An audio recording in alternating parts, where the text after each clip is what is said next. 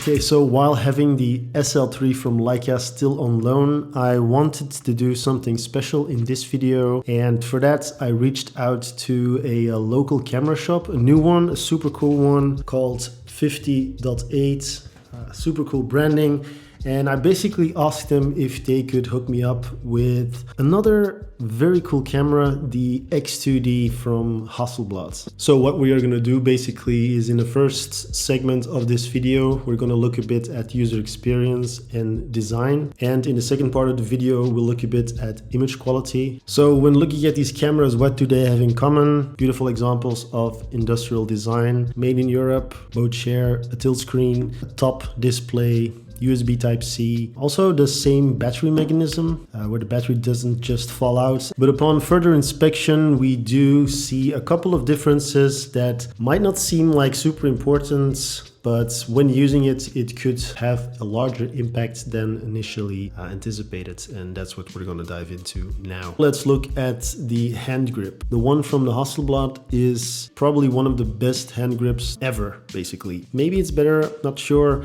The Mamiya 7 one, which is an incredible hand grip in its own right, but the way the Hasselblad engineers refined the grip of the Hasselblad is truly a very nice feat. You will see different angles, different curves just in the right places, and the way it fits in your hand is just remarkable. It also has a bit of an integrated thumb grip, so it feels super secure. It fatigues your hand much less than the one from Leica, which is much more brutalist.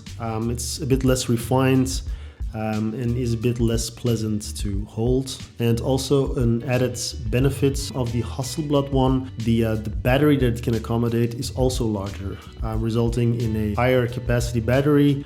You can shoot longer and get more out of one single battery charge. So it's a bit of a win-win for the Hasselblad in that regard. Now, while holding the cameras, I noticed something quite peculiar, and I would call this the one hand versus two hand operation. On the SL3, you need two hands to power the camera on and off, while on the Hasselblad you can do that with one hand. But while we want to unlock the lens mount, on the SL you can do that with one hand. On the Hasselblad you need two hands in order to release the locking mechanism of the lens, making it a little bit more awkward on the Hasselblad to change lenses. Ideally, of course, you would be able to do both operations with one hand, but for that you have to go to the M. Okay, so a big difference in both cameras is their shutter sounds, or the shutter that they use in general. The Hasselblad has a leaf shutter, which is just incredibly quiet. It's almost like an electronic shutter. And the SL3 has a much more traditional mechanical shutter up until a certain speed. Over that it becomes an electronic shutter, which is of course fully silent, but it's quite noticeable that the mechanical shutter is way louder than the leaf shutter on the Hasselblad.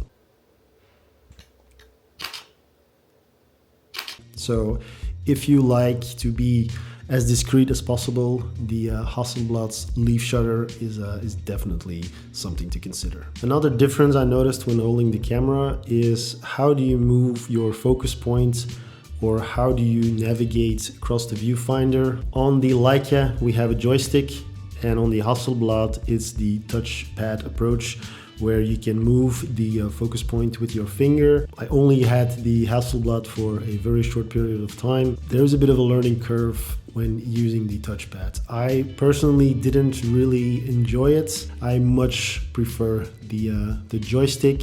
It's less minimal, but from a functional user experience point of view, I think the joystick is superior to the touchpad approach.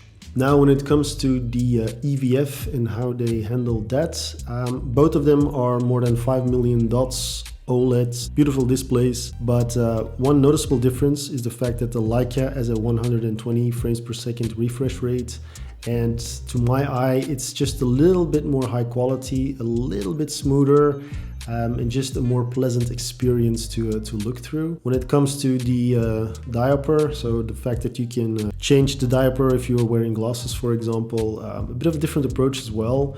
On the Leica, you have a dedicated dial where you can switch it up. On the Hasselblad, they actually have a menu item where you can do some type of eye exam. It's quite funky to look at it for the first time, but in a way it makes sense. If you're the sole user of a camera and you set the diaper to your personal eyesight, it doesn't really make sense to give it a dedicated dial that you can change on the fly, because if it's set, it's pretty much done. So I like the approach that Hasselblad did, a bit new, but quite refreshing, to be honest. When it comes to user interface, both are top-notch in my opinion. I think best in the business by far. Very clean in the aesthetic, very simple, to the point. In case of the Hasselblad, it feels like a smartphone basically. A lot of icons, very large fonts, easy targets to tap with your finger, clearly designed for a touch interface. The Leica is a bit more of a hybrid. It is of course perfectly possible to use it via touch, but having the joystick at hand, you can have both ways to interact with the menu. Also for the Leica, it's highly customizable. There are a lot of zones where you can personalize the UI and make sure that the shortcuts that you need are right there where you want them to be. In short, I think the Hasselblad is a bit more bold. The larger fonts really attest to that. The Leica is a bit more minimal, a bit more low-key, but from a functional point of view works perfectly fine. And as a final point, something quirky, but if you're like me and you are an avid peak design user, it's quite an important one. On the Hasselblad X2D, I just couldn't attach my anchors as I'm used to. The lugs on the Hasselblad just are not meant to be used by anchors, I have the impression. While on the SL, it's super easy to attach the anchors and use it with all the accessories that I have for it. Not a big deal, but when it comes to convenience, the SL is a bit more compatible with peak design anchors. Okay, so now let's look at image quality and the famous Hasselblad natural color solution. How good is it really? Do I even notice it? To start this off, I would like to take you on a small excursion that I did to an abandoned building in Brussels called the Aegidium. I had 19 minutes in there with 5 fellow photographers, and I'm going to show you now a bit of footage and some photographs taken with the SL3 and with the Hasselblad. I'm going to show them side by side, and up to you to decide which photo came from the SL and which one came from the Hasselblad.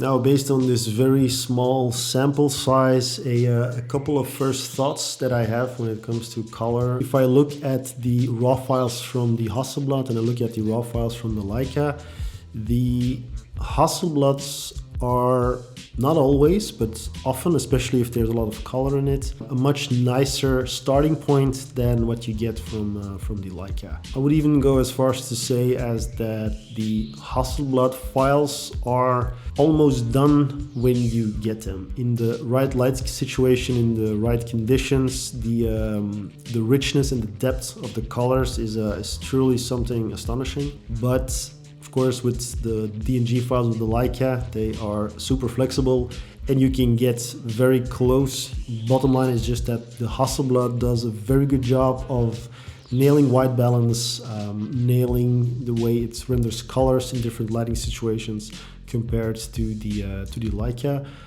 So if you want to save some time in post-processing, I think the Hasselblad is a very nice choice. If you don't mind spending a little bit more time in post-processing and want to take it in different creative directions, the Leica is of course a super good option as well. I didn't really focus on resolution.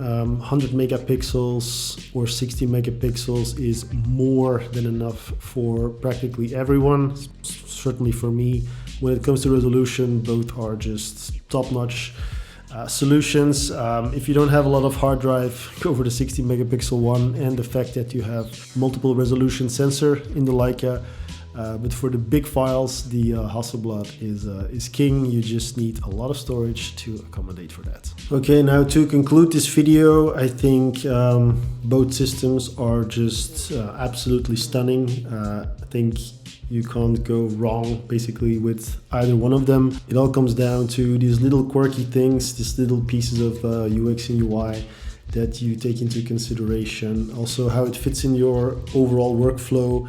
Personally for me, I use Capture One as a editing tool. So working with the Hasselblad files was a bit more difficult for me than what I wanted. I needed to use the Focus Mobile app basically to do some basic editing. Also, I am an M user of Leica, so adapting M lenses, in my opinion, makes much more sense on the SL system with the mechanical shutter primarily, and also because of the fact that the M lenses with the SL body were designed in a way for each other.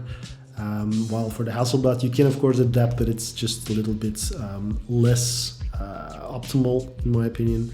If you own one of these cameras, feel free to share your personal experiences in the comments. Thank you for watching and see you in the next one. Bye.